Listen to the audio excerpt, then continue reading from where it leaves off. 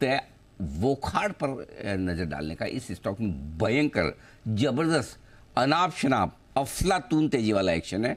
और मुझे याद है कि हमने कुछ समय पहले इसको रिकमेंड भी किया था जब QIP इसने घोषणा की थी। हमने कहा कि QIP के बाद इसकी चीज़ें बहुत बदलने वाली, वहाँ से दीप स्टॉक डबल हो गया है।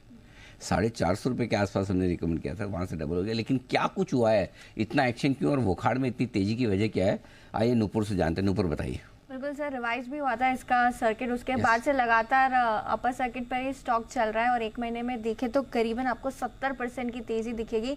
QIP के बाद लगातार तेज़ी बरकरार है और पिछले 5 दिनों में लगभग 40% की तेज़ी यहाँ पे आती हुई दिखी है और 3 महीने में भी देखें तो 60% से ज़्यादा की तेज़ी आपको नज़र आएगी। कुछ इंपॉर्टेंट प्रोडक्ट्स जो है कंपनी के, उसमें डेवलपमेंट की स्टोरी सामने आई है पिछले कुछ दिनों में, जिसकी वजह से लगातार यहाँ पे तेज़ी बनी हुई है। मार्च में करीबन 480 करोड़ का QIP किया था, उसके बाद से लगातार तेज़ी स्टॉक में देखने को मिली है। कंपनी के 2 बड़े प्रोडक्ट, एंटीबायोटिक प्रोडक्ट भारत में जल्द लॉन्च होने वाले हैं। FY25 और FY26 की जो पाइपलाइन है वो काफ़ी स्ट्रॉन्ग है। कंपनी ने हाल ही में 28 तारीख को एक नोटिफिकेशन दिया था जहाँ पे उनका कहना था कि इन्वेस्टिगेशनल एंटीबायोटिक जायनिक दवा जो है US में कैंसर के लिए इस्तेमाल की जाती है, उसे एक पेशेंट पे यूज़ किया था US में और वो सक्सेसफुल रहा है, जो अब फेज़ 3 में जा चुकी है।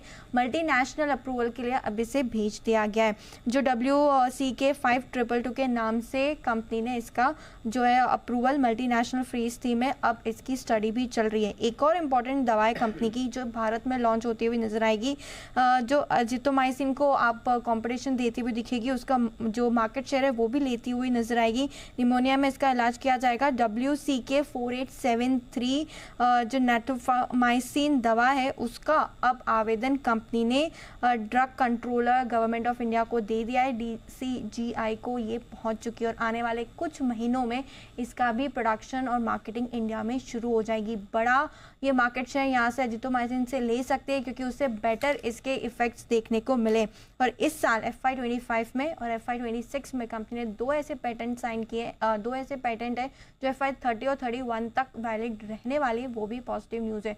2 बड़ी दवा का लॉन्च इस साल और अगले साल होने वाला है। 2 बड़े पैटेंट है जिनका 30 और 31 तक लाइसेंस मिल चुका है, जिसकी वजह से लगातार स्टॉक में तेजी देखने को मिल रही है। ऑलराइट, तो ये है आपके लिए वॉकहार्ट, जहाँ पर आपको ज़बरदस्त मूव दिख रहा है। आज भी देखिए सर, सुबह अच्छी मूव आई थी, उसके बाद फिसला है, बट रिसेंटली 70% की रैली आपको पिछले कुछ समय में आ गई है। मूव आ रही है इसमें, समझ के बाहर की चीज़ें दिखा।